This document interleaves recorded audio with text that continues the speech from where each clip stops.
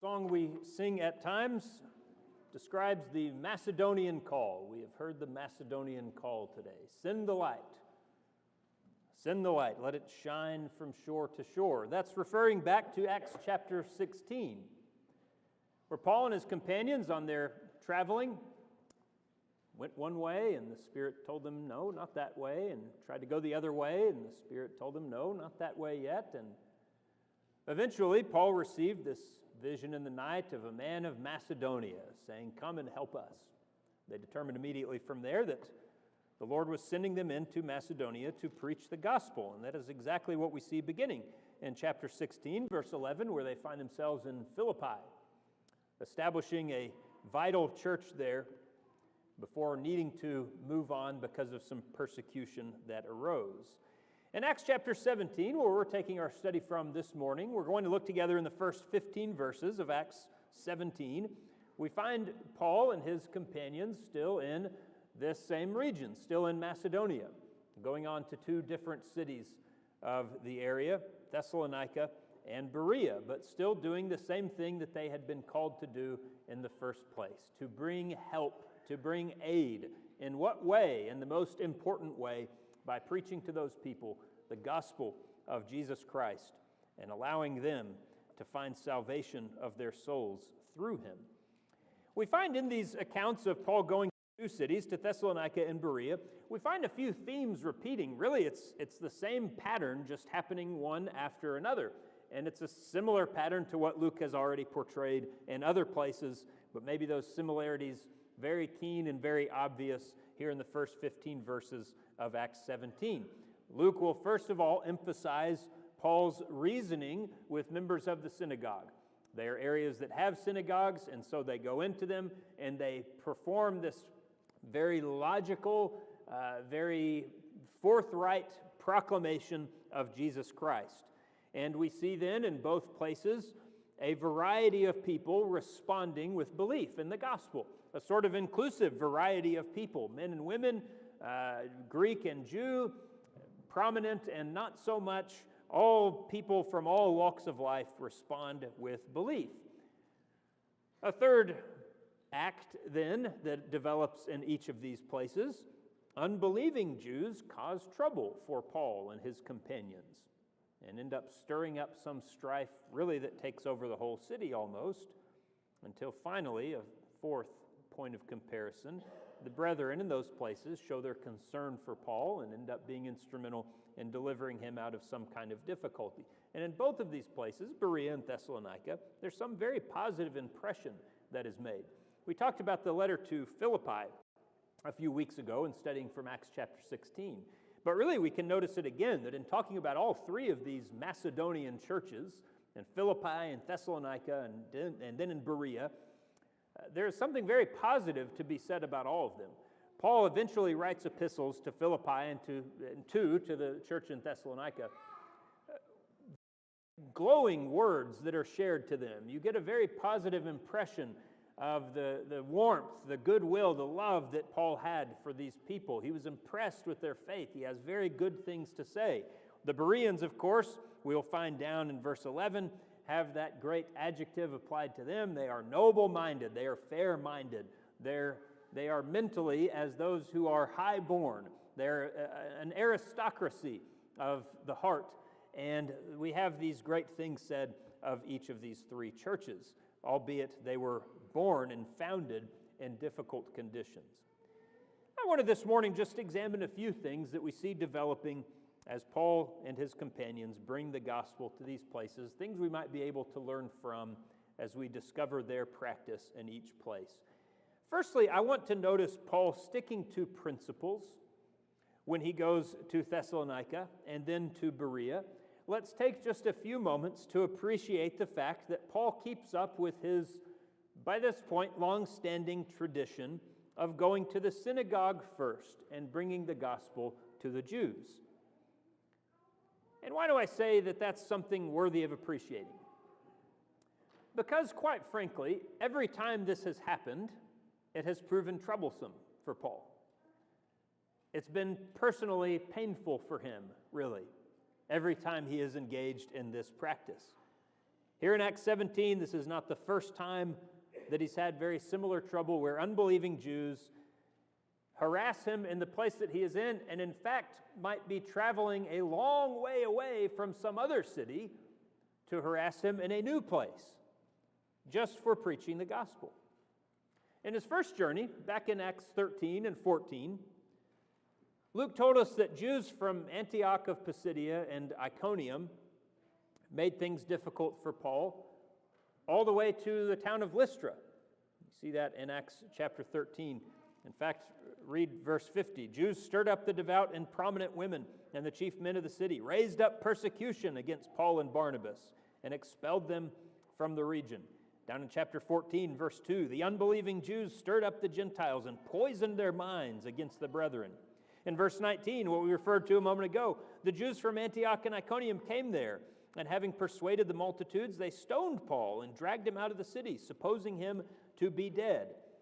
Now, here we are in chapter 17.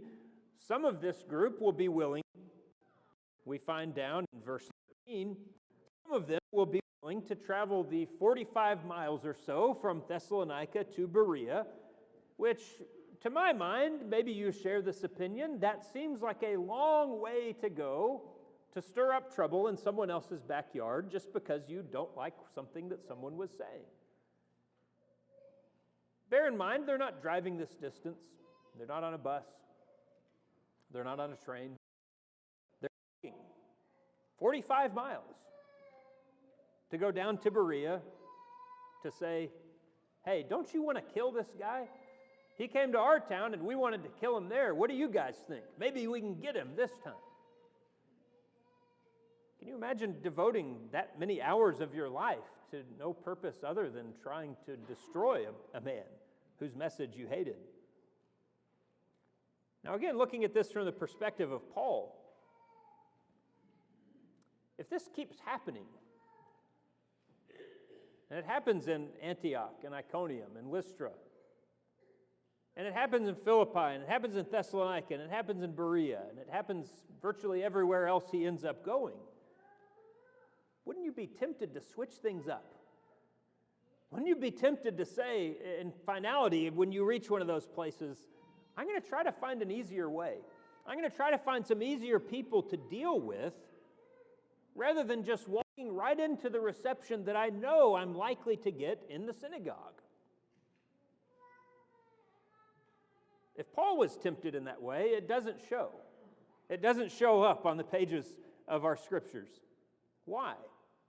Why does Paul keep walking right back into the mouth of that particular lion? I think two reasons in particular. One, it's the mission that God had given him. We see all the way back in chapter 19, when Paul becomes a Christian, still as Saul of Tarsus then, of course, he is told, "A vessel of mine to bear my name before Gentiles, kings, and the children of Israel." Every time afterward, in chapter 22 and chapter 26 especially, Paul is referring back to his calling. He's referring back to his mission. He says, I was sent, yes, ultimately to the Gentiles, and we call him sometimes the apostle to the Gentiles. Yes, he does that, and he'll speak to kings, and he'll go to the ends of the earth, to Rome itself, to speak to those who might never have even heard of Jehovah of Israel. But never does he neglect to go first to the Jew, and then to the Greek. That's his mission. That's what God wanted him to do. It included all men, small and great, Jew and Gentile, king and common, so that's the plan that he followed. Secondly, on maybe a more personal or human level, he clearly loved all men and wanted all men to be saved. There were successes in those synagogues, despite the and he could see the results. He could see the positive result through each soul reclaimed for the kingdom of God. Maybe eventually they'll cast me out. Maybe eventually they'll pick up the stones. Maybe eventually they'll gather their buddies from the next town over and run me out. But not yet. Not before I reach a few. Not before I reach someone and put him in contact with the grace of God. That keeps Paul going. Do we have the same fire burning within us? That if God has called me to do it, that's what I do. that if I see the effect that it might have on a fellow human, that it will bring them closer, maybe for the first time, put them in contact with their Lord, that's what I have to do, no matter the cost, no matter the difficulty, no matter how annoying it might be to meet with failure time and time and time again, I'm going to do that. I secondly look at a primary theme that we see of developing in this section, especially chapters 17 through 19, which is the specific methodology of Paul in teaching. Luke uses an abundance of words in chapter 17 especially that signify a logical, reasonable approach. I know I've looked at this idea before. Apologies if I'm tiring you with that. But I do think it's significant that Luke describes things in this way. Look especially beginning in verse 2. Verses 2 through 4, we get a little miniature barrage of this kind of language. Paul, as his custom was, went into them, and for 3 Sabbaths reasoned with them from the Scriptures, explaining and demonstrating that the Christ had to suffer and rise again from the dead, and saying, "This Jesus, whom I preach to you, is the Christ." And some of them were persuaded.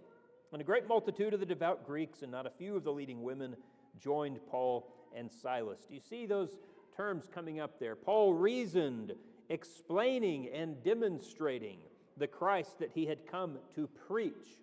And the result, Luke says, is that some were persuaded. These are all terms that have to do with the mind, the battleground of the mind. Specifically, that second term in verse 3, the New King James translates it demonstrating. Your text might say proving or something along those lines. But that is literally the idea of placing beside. Paul was placing beside 2 things as he went into those synagogues week after week.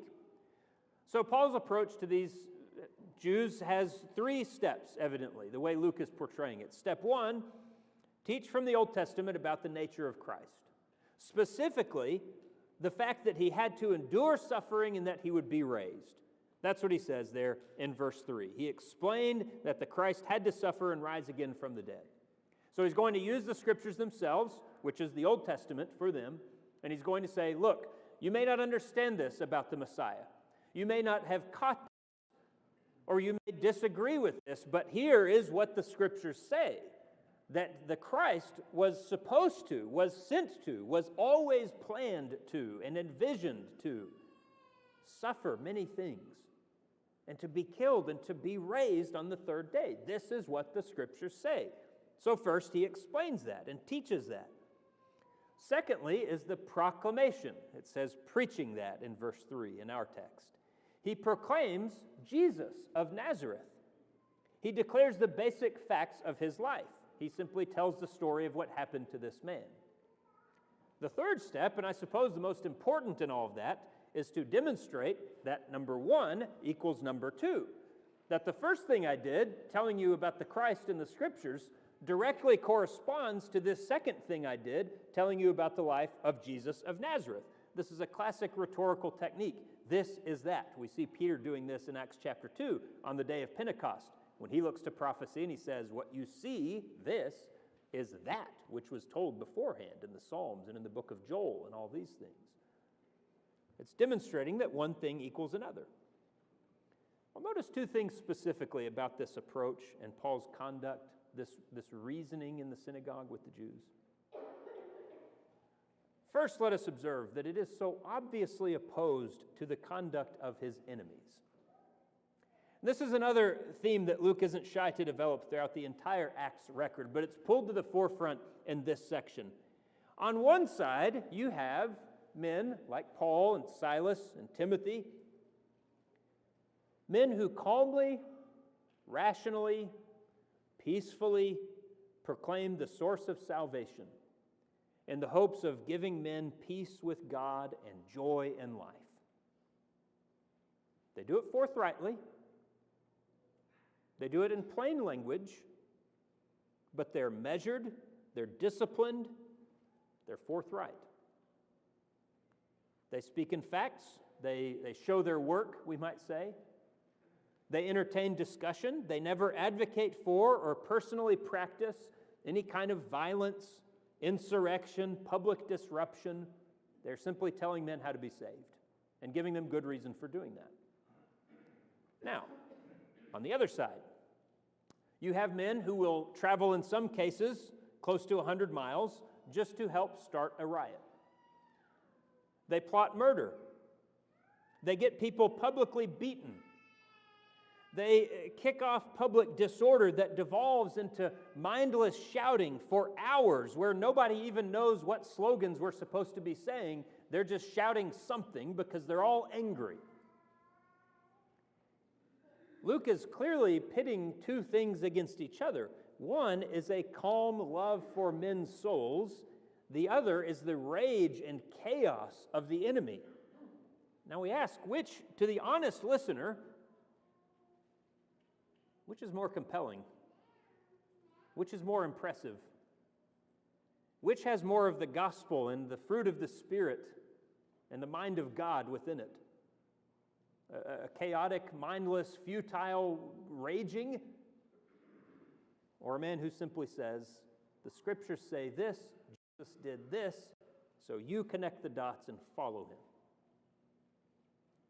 That rational reasoning resonates, sorry for the alliteration, but that seizes hold in men's minds and hearts and sets it very much against the chaos of the day.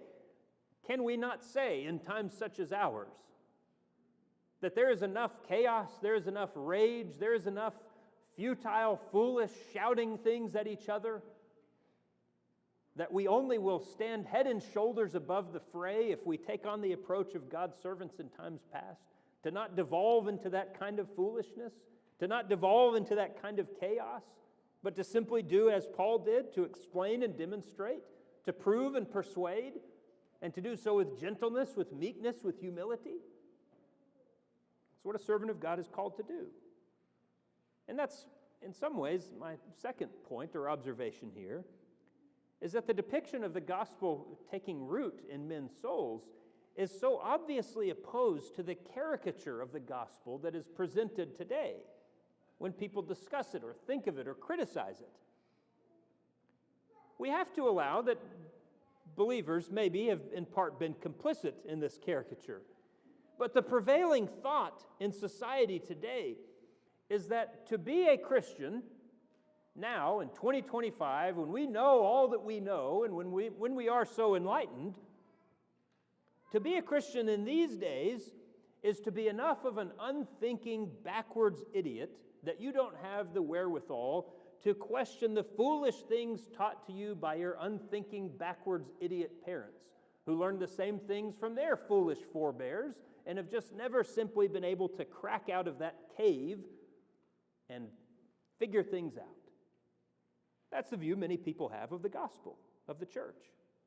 That you simply have blind faith in things you've never investigated, don't understand, couldn't possibly understand, which means nobody should take anything you say seriously. You don't even know what you believe or why. But that's not really the image we get of the gospel, is it? In the way that it was first presented? I can't really tell you why you should believe this, just do it. Is that the way the gospel was presented? No. It was presented with conviction in a way that appeals to the heart, to the simple believing heart, but it was also presented to the reasonable mind. That men could believe not just because, well, I don't know, I guess it makes sense, I don't know any better, I'm foolish. No, what happens with those folks in Thessalonica, first of all? They were persuaded. They thought about it. They weighed the evidence. They took to heart what Paul was proving or disproving and demonstrating or failing to demonstrate, and they made a judgment on it. And it was in the beginning accepted, Luke is careful to show us, not only by the uneducated masses, which it was, but by the prominent, by the respectable, by the learned. Paul was sent to preach to all, and he had a message that could be appreciated by all, that could appeal to all men, whatever their status, whatever their background. The responsibility is for the preacher to preach. And when they preach the message of God, it lands. It makes sense. It can be accepted for a variety of reasons. I want to think next about that responsibility for the listener. I think that deserves its own consideration, especially in light of what we find in Berea.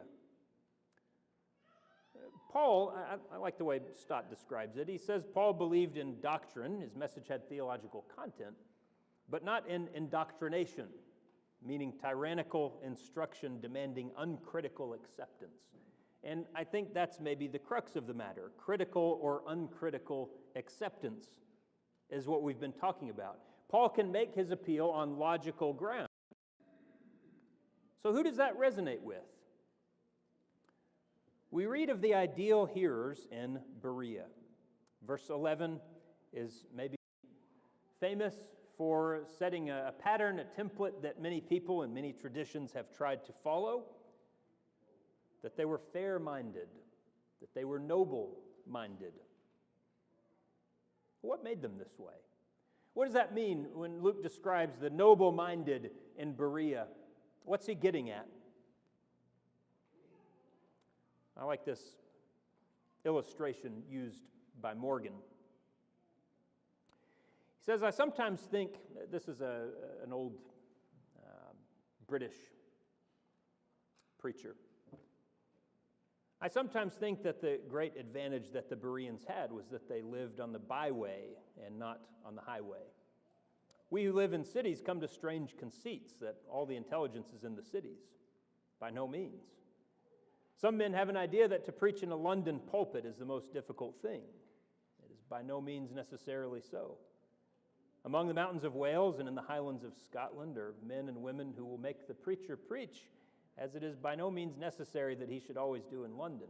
Men who will get their Bibles down and say, is this man right? That is nobility. It is not the nobility of readiness to believe anything. It is the nobility of being determined to find out if human interpretation is in accord with the actual Scripture. And I think that depiction is exactly what we have going on. Men who will get their Bibles down and say, is this man right? That's exactly what Luke seems to be portraying to us. Notice that description of fair-mindedness has two components, both of which are absolutely critical. What does he say of them in verse 11? They were more fair-minded than those in Thessalonica, in that, one, they received the word with all readiness. They were eager to hear. They listened. We would say, in our parlance, they kept an open mind. Secondly, just as critically, and searched the Scriptures daily to find out whether these things were so. They looked for proof. They were neither totally gullible nor totally skeptical. They were not closed-minded and narrow. They weren't so open-minded that their brains fell out. This is the hope that we must have for any audience.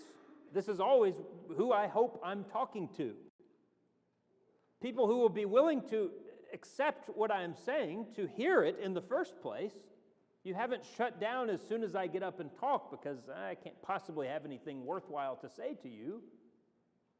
But neither are we sitting like baby bird who just says, feed me something and I'll swallow it down. No, only if it can be proven worthy of acceptance. Then I'll take it, then I'll use it and run with it. But only if I find it comes from God.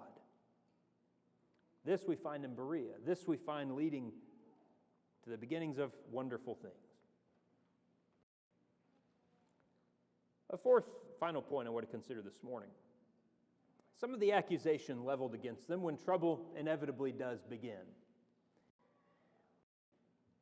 We've mentioned that Paul and his company didn't advocate for anarchy. They weren't trying to overthrow the political system.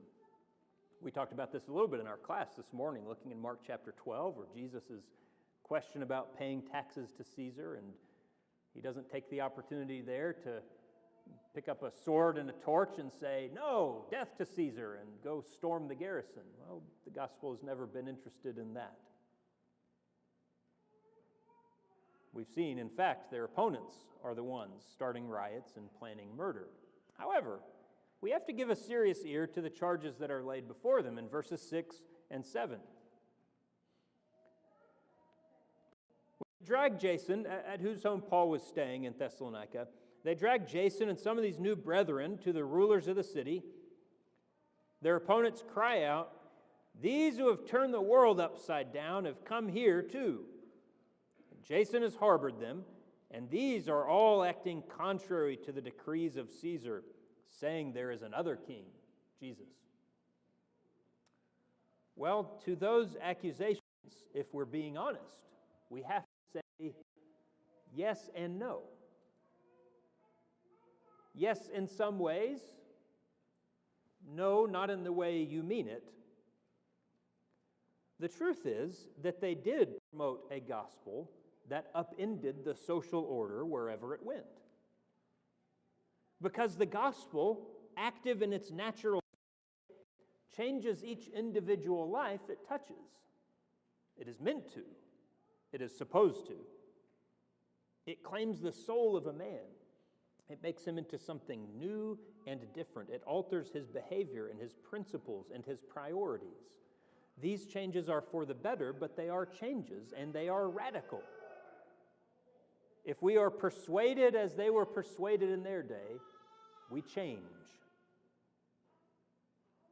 So to that, where they say they've turned the world upside down, in many ways, we must look at that and say, what a tremendous compliment. What a tremendous credit to the early church that such a thing could be said of them, that they did upend and overturn everywhere they went. We'd also have to say the truth is that they did preach a different king, Jesus. But not merely another king, as the opponents are quoted as saying here, but the real king, the only one. Caesar, in this case, is the pretender to the throne, not Jesus. And while both Paul and Jesus give legitimacy in their teaching to human governments, the gospel makes it clear who the soul really belongs to, where the ultimate responsibility actually lies. Which one of those two possible kings can rightly demand loyalty? We ask ourselves the question again for today, for now, are these changes felt? Is your religion, is your faith, your Christianity something that makes you distinct from the world? We live in a different society than Paul. I understand that. That is granted. We're certainly in one more familiar with the name of Jesus. But in many ways, functionally, we live in a society just as distant from true discipleship, a true following of Jesus Christ. Does your life set you apart? If everyone were to begin acting like you, would that turn the world upside down? Or would the world hardly notice and go on as it has been, with no change, with no improvement, with no attunement to God? Are you doing your part, any of your part, to bring others into closeness with God, to follow Him? The term used in verse 4 of those who believed is that they joined Paul and Silas. We see a response to the gospel described several ways in the book of Acts. Luke actually gives us, eventually gives us a sort of full picture of everything that is involved in that, becoming a disciple. These are people who believed what was preached. They repented of their sins. They turned to God in faith. They were baptized for forgiveness. And they kept going in that direction. They kept going in their adherence to what God wanted and their love for Him. They continued in the grace of God, he says. They joined them. They joined the right side. They joined the winning side. They joined the side of life and love and salvation and goodness. And we make the same offer to all here this morning. If you have not joined the Lord, please do not wait. Please do that this morning. Do it on good grounds, knowing that what you believe is true. Do it with full confidence in the Savior who offers the invitation to life everlasting. If we can help you in any way, we'd love to do just that. Please come forward while we stand and sing.